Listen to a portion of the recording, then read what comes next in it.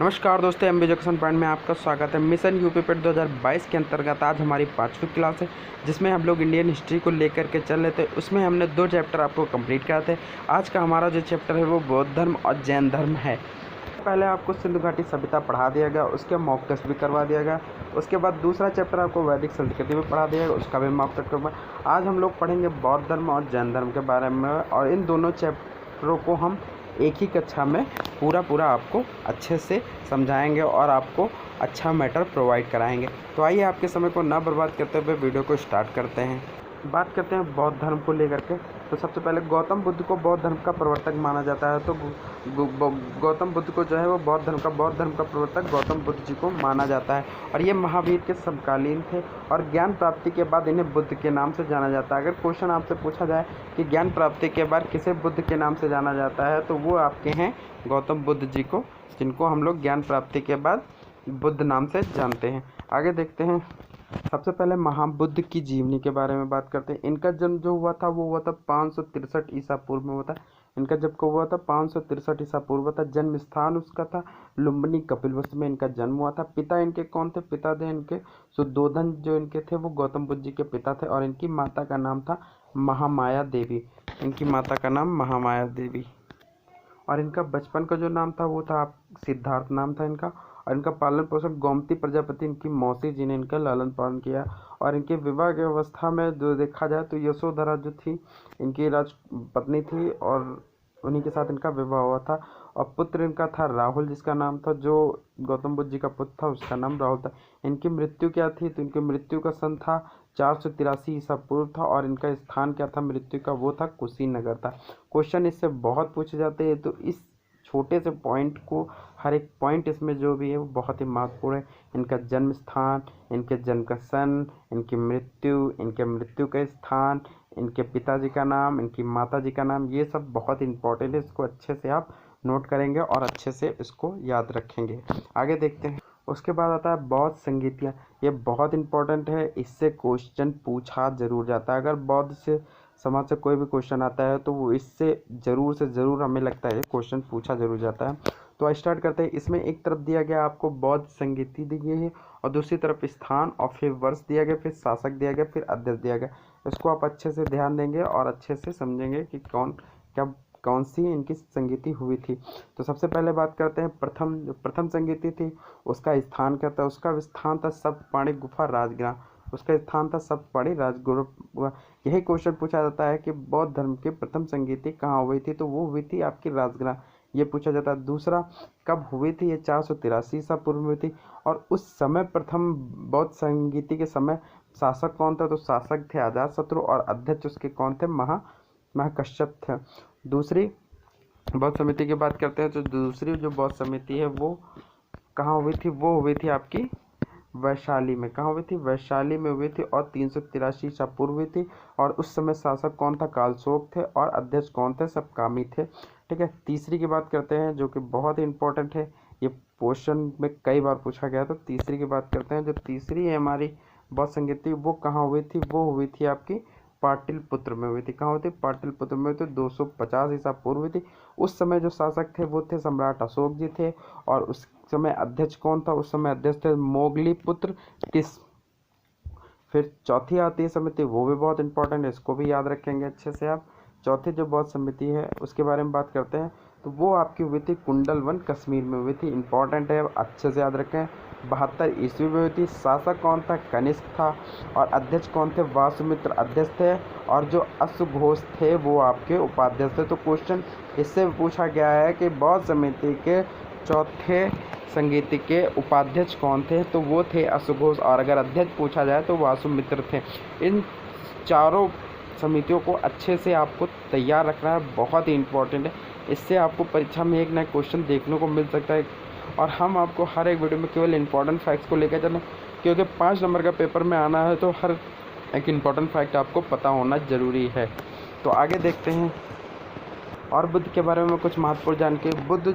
बुद्ध का अर्थ है ज्ञान प्राप्ति। बुद्ध का अर्थ क्या है? ज्ञान प्राप्ति। उन्होंने सामाजिक दुखों से मुक्ति पाने के लिए 29 वर्ष में गृह त्याग दिया था। तो अगर क्वेश्चन पूछा जाता है कि सामाजिक दुखों से मुक्ति पाने के लिए गौतम बुद्ध ने कितने वर्ष में गृह त्याग दिया था, तो वो था 29 वर्ष में उन्होंने गृह त्याग दिया था। आगे बात करते हैं। आगे इस घटना को बौद्ध ग्रंथों में महाभिनिष्क्रमण कहा जाता है। अगर आपसे पूछा जाता है गृह त्यागने को बौद्ध धर्म में क्या कहा जाता है, तो गृह त्यागने को बौद्ध धर्म में महाभिनिष्क्रमण कहा जाता है। ठीक है। फिर कई वर्षों की तपस्या के बाद 35 वर्ष की आयु में बौद्ध जी को जो था ना, वो ज्ञान प्राप्त हुआ था। और वो कहाँ था? वो था बोध गया उर्वेला में। ये बोध गया उर्वेला के निकट एक पीपल के वृक्ष के नीचे इन्हें ज्ञान प्राप्त हुआ था, और तब से इन्हें बुद्ध के नाम से जाना जाने लगा। ठीक है। जो ये थे, इन्होंने 35 वर्ष की आयु में ज्ञान प्राप्त किया बोध गया में, और उसके बाद ज्ञान प्राप्ति के बाद इन्हें बुद्ध के नाम से जाने। उन्होंने अपना प्रथम उपदेश कहाँ दिया था? उन्होंने अपना प्रथम उपदेश दिया था सारनाथ में। कहाँ दिया था उन्होंने अपना पहला उपदेश दिया था सारनाथ में। इम्पोर्टेंट है, इसको याद रखेंगे। और सारनाथ में दिया, तो बौद्ध परंपरा में इसे धर्मचक्र प्रवर्तन कहा गया। अगर आपसे पूछा जाता है कि बौद्ध धर्म ने जब सर्वप्रथम उपदेश दिया था, तो उसको बौद्ध धर्म में किस नाम से जाना जाता है, तो उसको हम लोग धर्म चक्र प्रवर्तन के नाम से जानते हैं। और दूसरी चीज़, जब उन्होंने गृह त्यागा था, उस घटना को किस नाम से जानते हैं, तो उस घटना को हम लोग जानते हैं महाभिनिष्क्रमण नाम से जानते हैं। किस नाम से जानते हैं? महाभिनिष्क्रमण के नाम से जानते हैं। तो ये दोनों जो पॉइंट हैं, इनको आप अच्छे से याद रखेंगे, इंपॉर्टेंट हो सकते हैं बौद्ध की शिक्षा के लिए। आगे बौद्ध धर्म ने 4 आर्य सत्य है। अगर पूछा जाए कि बौद्ध धर्म में कितने आर्य सत्य है, तो बौद्ध धर्म में 4 आर्य सत्य इंपॉर्टेंट। पहला क्या है? दुख है। दूसरा है दुख समुदाय। तीसरा क्या है? दुख निरोध है। चौथा क्या है आपका? दुख निरोध गामिनी प्रतिपदा। तो जो चार हैं, ये बौद्ध धर्म के 4 आर्य सत्य हैं। इनके बारे में आपको अच्छे से याद रखना है। दुख है अर्थात समस्त संसार दुखमय है, इन्होंने कहा था। और दुख समुदाय संसार के समस्त दुखों का कारण इच्छा या तृष्णा अथवा लालसा है। दुख निरोध क्या है? इच्छाओं या तृष्णाओं को अपने वशीभूत रख कर ही दुख को किया जा सकता है। चौथा है हमारे पास दुख निरोध गामिनी प्रतिपदा। इसके अंतर्गत दुख निवारक मार्ग बताए गए हैं, और ये 8 मार्ग है जो अष्टांग मार्ग कहे जाते हैं। उनकी शिक्षाएं, जिन्हें बौद्ध धर्म कहा जाता है, 4 आर्य सत्यों पर आधारित हैं। पहला दुख है, दूसरा दुख समुदाय, तीसरा निरोध, चौथा मार्ग। जो ये थे वो 4 इनके आर्य सत्य। आगे बात करते हैं। बौद्ध धर्म में अष्टमार्गी सिद्धांत दिए थे। यह दुख निरोध मार्ग है, इसका निवारण अग्र प्रकार से किया जा सकता है। तो इनके अष्टांग मार्ग सिद्धांत क्या है, उनको देखते हैं। इनके अष्टांग मार्ग सिद्धांत है, पहला है सम्यक ज्ञान, दूसरा है सम्यक इच्छा, तीसरा है सम्यक वाणी, चौथा है सम्यक जीवन, और 5वां है सम्यक प्रज्ञा, छठा है आपका सम्यक बुद्धि, और 7वां है आपका सम्यक समाधि, और 8वां आपका क्या है? सम्यक कार्य। जो ये 8 हैं अष्टांग मार्ग हैं आपके, ये 8 आपके अष्टांग मार्ग है बौद्ध धर्म के। फिर आगे बात करते हैं। फिर आता है बौद्ध धर्म से संबंधित साहित्य। तो बौद्ध धर्म साहित्य मूलतः पाली भाषा में लिखे गए। जो बौद्ध धर्म है मूलतः पाली भाषा में लिखा। अगर आपको पूछा जाता है कि बौद्ध धर्म किस भाषा से संबंधित, तो वो आपका पाली भाषा संबंधित, इसको अच्छे से याद रखेंगे। तो बौद्ध साहित्य में जो रचनाएँ हुई थी या जो साहित्य थे, उनको हम लोग त्रिपिटकों में समाहित रूप में जानते हैं। जो आपके 3 पिटकों के रूप में जो जाने जाते हैं, वो आपका पहला है आपका संतु पिटक, दूसरा आपका अधिधम पिटक, और तीसरा है आपका विनय पिटक। ये जो तीनों पिटक हैं, इनको त्रिपिटक नाम से हम लोग बौद्ध धर्म में जानते हैं। इसके अतिरिक्त निम्नलिखित बौद्ध साहित्यों का उल्लेख बौद्ध धर्म में किया गया है। वो है आपका दीपवंश तथा महावंश, और चौथा आपका है महावंश, और 5वां आपका है मिलिंद पन्हों में यूनानी शासक मिलिंद तथा बौद्ध भिक्षु दार्शनिक विषय से संबंधित वाद विवाद का वर्णन किया गया है। तो ये है बौद्ध साहित्य से संबंधित। अब बात करते हैं जैन धर्म को लेकर के। जैन धर्म कब जानते हैं? जैन धर्मों की स्थापना ऋषभदेव ने की थी, जो जैन धर्म के प्रथम तीर्थंकर माने जाते हैं। जैन धर्म की स्थापना का वास्तविक श्रेय 24वें तीर्थंकर वर्धमान महावीर को जाता है। तो जैन धर्म की जो स्थापना करी थी, वो थे आपके ऋषभदेव थे, और जो जैन धर्म के प्रथम तीर्थंकर भी माने जाते हैं। और जैन धर्म की स्थापना जिन्होंने करी थी, वो है 24वें तीर्थंकर वर्धमान महावीर स्वामी द्वारा जैन धर्म की स्थापना करी गई थी। आगे देखते हैं। 24वें एवं अंतिम तीर्थंकर महावीर स्वामी का जन्म वैशाली के निकट कुंडल ग्राम में हुआ था। 540 ईसा पूर्व में हुआ था। इनके बचपन का नाम क्या था? वर्धमान था। और महावीर स्वामी के पिता सिद्धार्थ और माता इनकी त्रिशला थी। और महावीर स्वामी का विवाह यशोदा के साथ हुआ था। इनकी पुत्री का नाम था अनोजा या प्रियदर्शना, और दामाद जो थे उसका नाम था जमाली। और महावीर स्वामी को 12 वर्ष की गहन तपस्या के बाद जम्बिकी ग्राम के समीप ऋजुपालिका नदी के तट पर साल वृक्ष के नीचे सर्वोच्च ज्ञान की प्राप्ति हुई थी। कुछ महत्वपूर्ण पॉइंट है। जो जैन धर्म है वो जैन धर्म के बारे में बात करते हैं। जैन धर्म के 23वें तीर्थकार जो पार्श्वनाथ द्वारा प्रतिपादित 4 महाव्रत थे वो थे सत्य, अहिंसा, परिग्रह और अस्तेय में महावीर स्वामी ने 5वां ब्रह्मचर्य जोड़ा था। जैन धर्म 2 पंथों में बटा हुआ था। एक श्वेतांबर बटा हुआ था जो श्वेत वस्त्र को धारण करते थे, दूसरा दिगंबर में बटा हुआ था जो नग्न रहते थे। जो श्वेतांबर थे वो वस्त्रों को धारण करते थे और जो दिगंबर थे वो नंगी अवस्था में घूमते थे। तीसरा पॉइंट हमारे पास है, लगभग 72 वर्ष की आयु में 468 ईसा पूर्व में महावीर स्वामी का राजगृह के समीप पावापुरी तथा राजगीर में मृत्यु हो गई थी। जैन धर्म के 3 त्रिरत्न हैं, जो पहला है सम्यक दर्शन, दूसरा है सम्यक ज्ञान और तीसरा है आपका सम्यक आचरण। और जैन धर्म के 24 तीर्थकार तथा उनके चिन्ह। जैन धर्म में जो तीर्थकार हैं वो टोटल 24 है।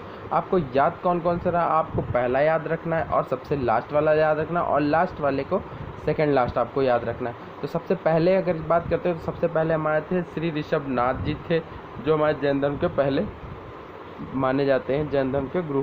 तो ऋषभदेव जी पहले थे और इनका चिन्ह जो था वो बैल था। फिर बात करते हैं आगे चल के हम लास्ट वाले की सबसे, जो कि बहुत इंपॉर्टेंट है, आपको याद रखना जरूरी। बात करते हैं 23वें गुरु थे वो थे आपके पार्श्वनाथ थे। इनका चिन्ह क्या था, इनका चिन्ह था सर्प। और जो 24वें गुरु थे वो थे श्री महावीर स्वामी जी और इनका चिन्ह था सिंह। तो 23वें जो थे वो पार्श्वनाथ जी थे और जो 24वें हैं वो महावीर सिंह जी हैं और इनका चिन्ह जो है वो सिंह है।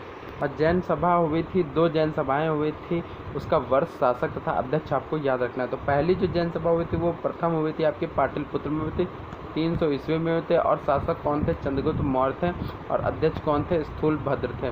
और दूसरी जो हुई थी वो आपकी वल्लभी गुजरात में हुई थी, 512 में हुई थी। और शासक जो थे वो ध्रुसेन थे और जो अध्यक्ष थे वो देवार्ष क्षमा श्रमण थे। तो आपको दोनों चीज़ें याद रखनी है। जैन धर्म से जुड़ी हुई बहुत समितियाँ, जैन सभाएँ हैं और इनको आप अच्छे से याद रखेंगे। तो बौद्ध धर्म में 4 बौद्ध समितियाँ हुई थी और जैन धर्म में 2 हुई हैं।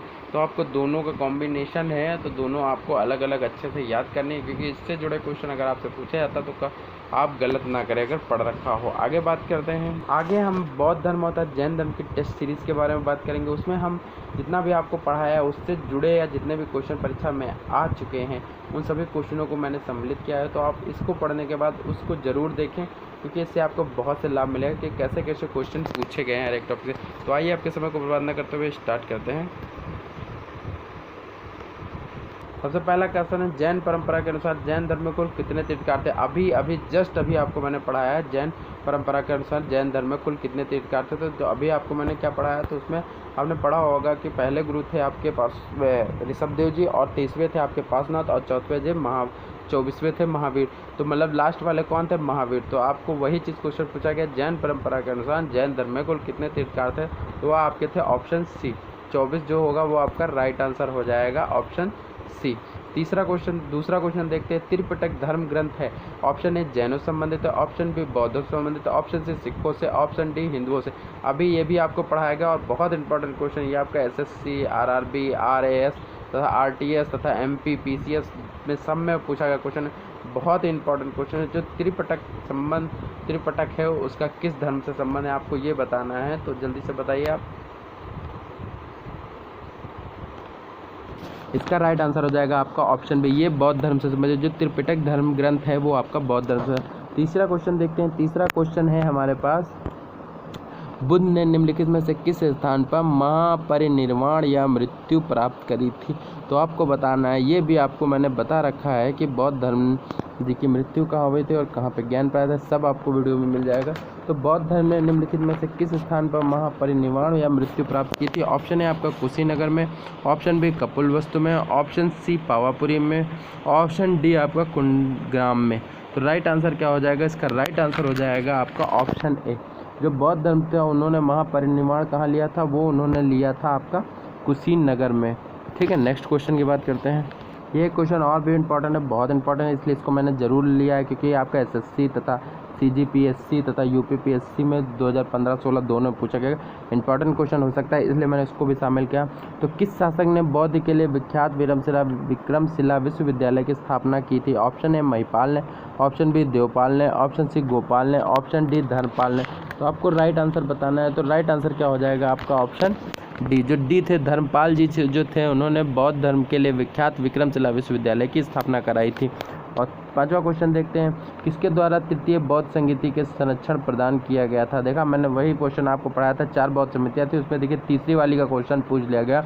आपको अच्छे से बताना है, अगर आपको पता है तो आप देखें अच्छे से बताएं इसका राइट आंसर क्या हो जाएगा। तो इसका राइट आंसर हो जाएगा आपका ऑप्शन बी। अशोक जी जो तृतीय बौद्ध संगीति हुई थी तो इसमें अशोक जी ने जो थे वो आपके अध्यक्ष कहलाए थे और इनके संरक्षण में ये संगीति हुई थी। 6ठा क्वेश्चन देखते हैं। 6ठा क्वेश्चन है हमारे पास है, बौद्ध ग्रंथ पिटकों की रचना निम्नलिखित में से किस भाषा में करी गई। तो बौद्ध धर्म आपको पता है किस भाषा से संबंधित है, वो आपका संबंधित है पाली भाषा से। तो जाहिर सी बात है उसमें जो भी रचनाएं होंगी वो आपकी पाली भाषा के अंतर्गत ही आएंगी। तो राइट आंसर हो जाएगा आपका ऑप्शन सी। क्वेश्चन नंबर 7 देखने हैं, किस शासक के शासनकाल में नेपाल में बौद्ध धर्म का गमन हुआ था। Option A Samudragupta, option B Ashoka, option C Chandragupta, option D आपका हर्षवर्धन। यह आपका SSC 2002 में पूछा गया क्वेश्चन है। तो इसका राइट आंसर क्या हो जाएगा, इसका राइट आंसर हो जाएगा आपका ऑप्शन बी। अशोक के शासनकाल में जो नेपाल में बौद्ध धर्म का गमन हुआ था, तो ऑप्शन बी इसका राइट हो जाएगा। 8वां देखते हैं, 8वां सांची क्यों विख्यात है। ऑप्शन ए चट्टान काटकर बनाए गए मंदिर के लिए, सबसे बड़ा बौद्ध स्तूप है, ऑप्शन सी गुहा चित्रकारी के लिए, ऑप्शन डी अशोक के शिलालेख। यह आपका भी SSC 2002 में पूछा गया क्वेश्चन है। तो इसका राइट आंसर हो जाएगा आपका ऑप्शन बी कि यह इसलिए प्रसिद्ध है क्योंकि यह सबसे बड़ा बौद्ध स्तूप के नाम से जाना जाता है, इसलिए इसको सांची स्तूप के नाम से जाना जाता है और ये बहुत ही विख्यात है। क्वेश्चन नंबर 9 देखते हैं, महावीर का जन्म किस क्षत्रिय गोत्र में हुआ था। Option A Shakya, option B Jantrik, option C आपका सल्लास, ऑप्शन डी आपका लिच्छवी। तो राइट आंसर क्या हो जाएगा इसका ऑप्शन आपका SSC 2000 में पूछा गया, RRB 2004-5 में पूछा गया। तो इसको राइट आंसर आपको बताना है। तो इसका राइट आंसर हो जाएगा आपका ऑप्शन बी। जो यांत्रिक है वो क्षत्रिय गोत्र है एक, उसी में महावीर स्वामी जी का जन्म हुआ था। क्वेश्चन नंबर 10 देखते हैं, महावीर की माता जी कौन थी। महावीर की माता जी का नाम भी आपको पता होना चाहिए, तो आपको बताना है इसका राइट आंसर। तो इनकी माता जी का नाम था त्रिशाला। क्या नाम था इनकी माता जी का, महावीर जी की माता जी का नाम था त्रिशाला। इसको आप अच्छे से याद रखेंगे क्योंकि SSC 1999 में पूछा गया क्वेश्चन है। आगे बात करते हैं क्वेश्चनों की। क्वेश्चन नंबर 11 देखते हैं, गौतम बुद्ध द्वारा अपने धर्म में दीक्षित किए जाने वाला अंतिम व्यक्ति निम्नलिखित में कौन था। तो आपको राइट आंसर बताना है। तो इसका राइट आंसर हो जाएगा आपका ऑप्शन डी। जो गौतम बुद्ध द्वारा अपने धर्म में दीक्षित किया जाने वाला अंतिम व्यक्ति निम्नलिखित में से जो था वो था आपका सुबुद्ध थे। यह आपको UPPC 2013 में पूछा गया क्वेश्चन है। क्वेश्चन नंबर 12 देखते हैं, प्राचीनतम विश्वविद्यालय कौन था। Option A Kandahar, option B Kannauj, option C Nalanda, option D Vaishali. तो इसका राइट आंसर क्या हो जाएगा, इसका राइट आंसर हो जाएगा आपका ऑप्शन सी। यह बौद्ध धर्म से संबंधित है और नालंदा विश्वविद्यालय जो है वो प्राचीनतम विश्वविद्यालय के लिए भी जाना जाता है। क्वेश्चन नंबर 13 देखते हैं, किस भाषा का ज़्यादा प्रयोग बौद्धवाद के प्रचार के लिए किया गया है। ऑप्शन ए संस्कृत का, ऑप्शन बी प्रकृति का, ऑप्शन सी पाली का, ऑप्शन डी सौरसैनी का। तो राइट आंसर आपको बताना है। तो राइट आंसर क्या हो जाएगा आपका ऑप्शन सी, क्योंकि बौद्ध धर्म पाली धर्म से पाली भाषा संबंधित है, इसलिए जिस बौद्ध धर्म का प्रचार भी पाली भाषा में ही ज़्यादा हो सकता है, इसलिए इसका राइट आंसर हो जाएगा ऑप्शन सी पाली धर्म। फिर क्वेश्चन नंबर 24वां देखते हैं, महावीर की मृत्यु कहाँ हुई थी। तो महावीर की मृत्यु जो हुई थी वो आपकी हुई थी ऑप्शन डी, पावापुरी में महावीर की मृत्यु हुई थी। कहाँ हुई थी, ऑप्शन डी आपकी पावापुरी में महावीर जी की मृत्यु हुई थी। नेक्स्ट क्वेश्चन की बात करते हैं। नेक्स्ट 15 नंबर क्वेश्चन है, बोधिसत्व पद्मपाणि का चित्र सर्वाधिक प्रसिद्ध है और प्राय चित्रकारी है जो ऑप्शन ए अजंता में, ऑप्शन बी बादामी में, ऑप्शन सी बाग में, ऑप्शन डी एलोरा में। ये UPSC 2017 में पूछा गया क्वेश्चन है। तो इसका राइट आंसर हो जाएगा आपका ऑप्शन ए, ये आपके अजंता में संबंधित है। क्वेश्चन नंबर 16 देखते हैं, मठ मंदिर और स्तूप किस धर्म से संबंधित है। ऑप्शन ए बौद्ध धर्म से, ऑप्शन बी जैन धर्म से, option C Hindu, option D ईसाई धर्म से। तो इसका राइट आंसर हो जाएगा आपका ऑप्शन ए, ये आपके मठ मंदिर और जो स्तूप है सब बौद्ध धर्म से संबंधित है। क्वेश्चन नंबर 17 देखते हैं, बौद्ध धर्म एवं जैन धर्म दोनों के उपदेश किसके शासनकाल में दिए गए थे। तो दोनों के उपदेश जो जिसके शासनकाल में दिए गए थे वो कौन था। तो इसका राइट आंसर हो जाएगा आपका ऑप्शन ए, बिंबिसार के शासनकाल में बौद्ध धर्म तथा जैन धर्म दोनों के लिए उपदेश दिए गए थे। आगे बात करते हैं क्वेश्चन की। क्वेश्चन नंबर 18 देखते हैं। क्वेश्चन नंबर 18 क्या है हमारे पास, क्वेश्चन नंबर 18 है, गौतम बुद्ध ने अपना प्रथम उपदेश कहाँ दिया था। ऑप्शन ए बोध गया में, ऑप्शन बी लुम्बिनी में, ऑप्शन सी सारनाथ में, ऑप्शन डी कुशीनगर में। बहुत इंपॉर्टेंट क्वेश्चन है, कई बार परीक्षाओं में पूछा गया क्वेश्चन है। तो इसका राइट आंसर क्या हो जाएगा, तो इसका राइट आंसर हो जाएगा आपका ऑप्शन सी, सारनाथ जी में गौतम बुद्ध ने अपना प्रथम उपदेश दिया था। 19 नंबर क्वेश्चन देखते हैं। 19 नंबर क्वेश्चन में बौद्ध धर्म ग्रहण करने वाली पहली महिला कौन थी? Option A Yashodhara, option B Mahamaya, option C Mahaprajapati Gautami, option D आपका बिंबा। तो इसका राइट आंसर क्या हो जाएगा, इसका राइट आंसर हो जाएगा आपका ऑप्शन सी, इनकी मौसी थी जिन्होंने इनका पालन पोषण किया था, महाप्रजापति गौतमी जी थी। ऑप्शन 20 क्वेश्चन नंबर देखते हैं। बोध गया स्थित है, ऑप्शन ए पश्चिम बंगाल में, ऑप्शन बी उड़ीसा में, ऑप्शन सी बिहार में, ऑप्शन डी असम में। तो ये तो सभी को पता होगा, तो इसका राइट आंसर क्या हो जाएगा, इसका राइट आंसर हो जाएगा आपका ऑप्शन सी, बिहार में जो बोध गया है वो बिहार में स्थित है। नेक्स्ट क्वेश्चन की बात करते हैं। जातक किसका ग्रंथ है? ऑप्शन ए वैष्णव का, ऑप्शन बी जैन का, ऑप्शन सी बौद्ध का, ऑप्शन डी शैव का। तो इसका राइट आंसर क्या हो जाएगा, इसका राइट आंसर हो जाएगा आपका ऑप्शन सी, जो जातक है वो बौद्ध धर्म से संबंधित है। किससे संबंधित है?